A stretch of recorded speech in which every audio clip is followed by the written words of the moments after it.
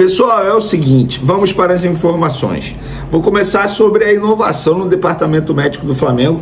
Essa semana, inclusive, na quinta-feira, ontem no caso, o Flamengo promoveu um tour com os jornalistas lá no CT Ninho do Urubu. Eu infelizmente não pude comparecer porque foi no mesmo horário do SBT Sport Rio, programa que eu faço no SBT de segunda a sexta-feira, a partir de 1h da tarde. Inclusive fica o convite, mesmo você que não é do Rio de Janeiro, pode assistir o SBT pelo canal, pelo YouTube. Aqui no YouTube eles têm o canal no YouTube, e o programa é muito bacana, que eu faço junto com Pedrosa e também com a Fernandinha Maia. Mas nesse tour a imprensa pôde acompanhar todos os bastidores do CT Ninho do Urubu, que os jornalistas pouquíssimo têm acesso, poucos funcionários têm acesso, inclusive, e lá a imprensa percebeu que o Flamengo implementou o uso de um software chamado ProSoccer.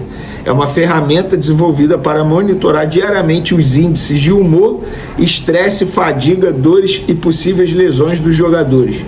Ao chegarem ao CT Ninho do Urubu, os atletas são obrigados a utilizar o sistema, que apresenta um questionário com perguntas como: qual o seu nível de estresse hoje, como está o seu nível de cansaço, qual o seu humor no momento, está sentindo dores musculares de forma geral. Então são alguns questionamentos que ajudam a vida do departamento médico do Flamengo. Depois desse questionário, depois dessas perguntas, é produzido um relatório e um percentual de, entre aspas, bem-estar do jogador.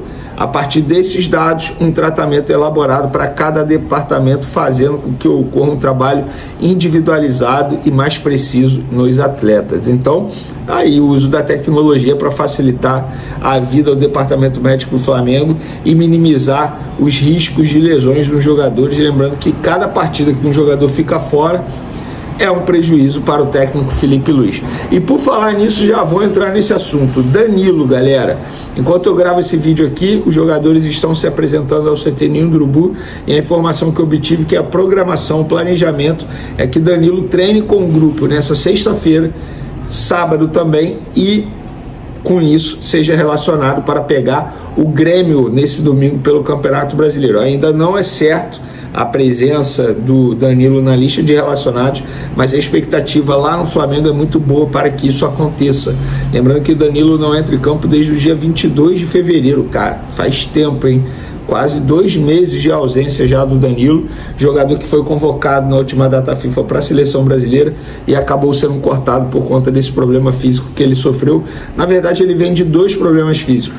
Ele teve um quando estava em reta final de recuperação, acabou sofrendo uma outra lesão e agora, pelo visto, está recuperado e tem tudo para voltar a ser relacionado para pegar o Grêmio nesse domingo. Jogo extremamente importante para as pretensões do Flamengo no Campeonato Brasileiro. Repito o que eu falei no meu vídeo anterior: o Campeonato Brasileiro do Flamengo continua sendo a prioridade na temporada, mas priorizar o Campeonato Brasileiro não quer dizer que a Libertadores está sendo deixada de lado, desprezada. Não. O entendimento do Flamengo é que agora a diretoria, o clube, a instituição está dando devido valor a uma competição que é muito importante, que é o Campeonato Brasileiro.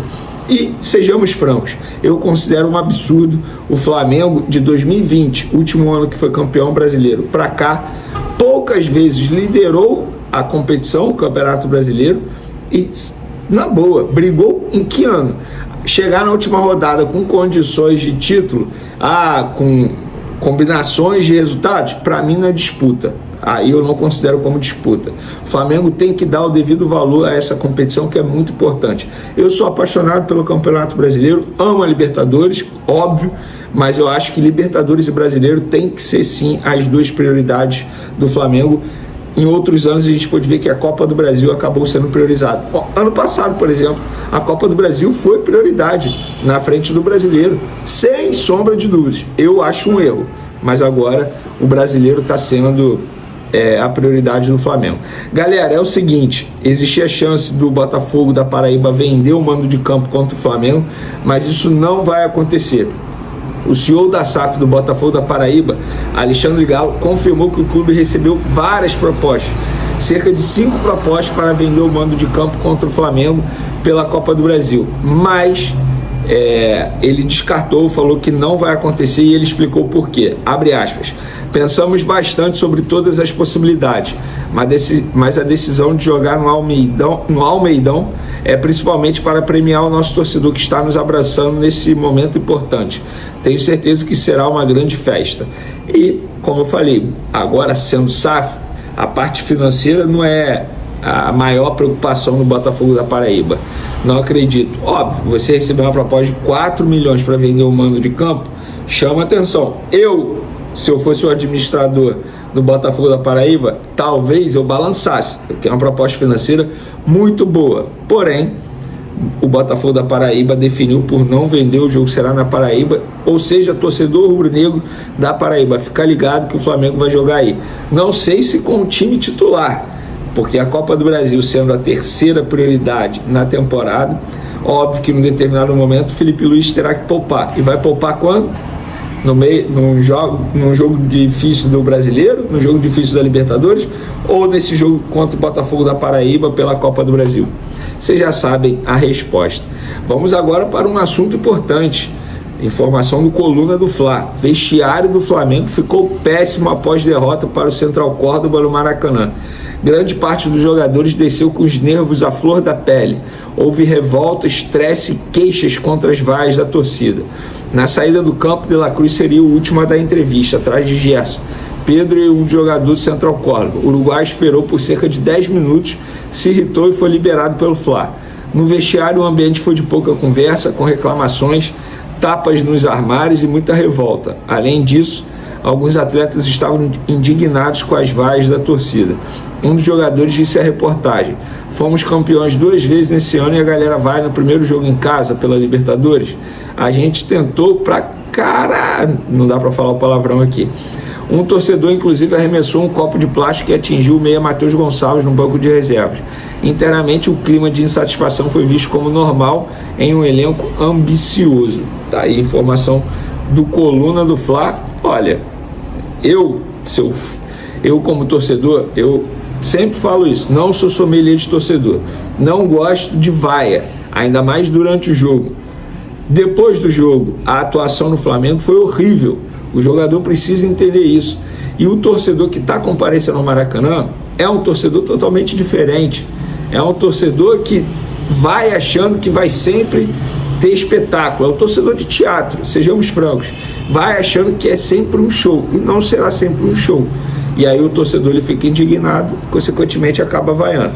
Mas, passado isso, o Flamengo tem que vencer o Grêmio para retomar. E outra, galera, não tem isso de crise não, tá? Muita gente tentando botar uma crise no Flamengo onde não tem. Não tem crise no Flamengo. Vão por mim, porque eu venho conversando com as pessoas de lá de dentro. E para finalizar nosso vídeo, novela entre Flamengo e Libra ganha mais um capítulo nessa briga aí. Vamos lá. A Libra apresentou ao Flamengo propostas relacionadas à divisão das receitas de TV do Brasileirão, com foco no critério de audiência. As ofertas representam um ganho financeiro para o clube, que estima receber cerca de 40 milhões de reais a mais no melhor cenário. Ainda assim, os valores estão abaixo do que o rubro-negro considera ideal. Internamente, o clima é de satisfação. A diretoria acredita que suas demandas e críticas ao modelo atual de contrato não vêm sendo levadas em consideração. A percepção é de que São Paulo, Palmeiras e Atlético Mineiro concentram o poder da decisão dentro da Libra, alinhando posições antes mesmo das reuniões oficiais. Isso aqui é uma informação do All Sport, gente. Isso é muito sério. Inclusive, né, quem negociou isso não foi a atual gestão, foi a gestão passada. Wesley não deve ter um futuro longo no Flamengo. Pelo menos é o que afirmou o diretor de futebol do clube, José Botto, em entrevista recente. Segundo ele, já houve uma conversa com o staff do jogador pedindo paciência, aguardando propostas melhores que devem surgir naturalmente com a evolução de Wesley. O jovem vem chamando a atenção não só pelo que mostra dentro de campo, mas também pela maturidade com que vem lidando com o momento. Recentemente, ele foi convocado pela seleção brasileira na última data FIFA, o que aumentou ainda mais o seu valor de mercado e despertou o interesse de clubes europeus. A expectativa da diretoria é que as propostas se intensifiquem nas próximas janelas de transferências e a permanência do lateral direito no elenco rubro-negro se torna cada vez mais improvável.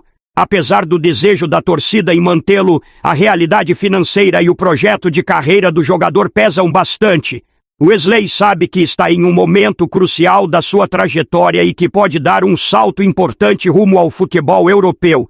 A diretoria do Flamengo entende isso, mas busca fazer o melhor negócio possível para o clube. Não é de hoje que o nome de Wesley aparece no radar de grandes clubes, principalmente da Inglaterra e da Espanha. Seu estilo de jogo agressivo, com velocidade e bom apoio no ataque, se encaixa no perfil buscado por equipes que valorizam laterais modernos. A tendência é que Wesley permaneça no Flamengo até o meio do ano, no máximo, a não ser que surja uma proposta irrecusável antes disso. Internamente, o clube já trabalha com a possibilidade de reposição, monitorando nomes no mercado e também observando atletas da base. Deixe sua opinião nos comentários e já se inscreve no canal e deixa a curtida para não perder nenhuma novidade sobre o nosso Flamengo. Saudações rubro-negras!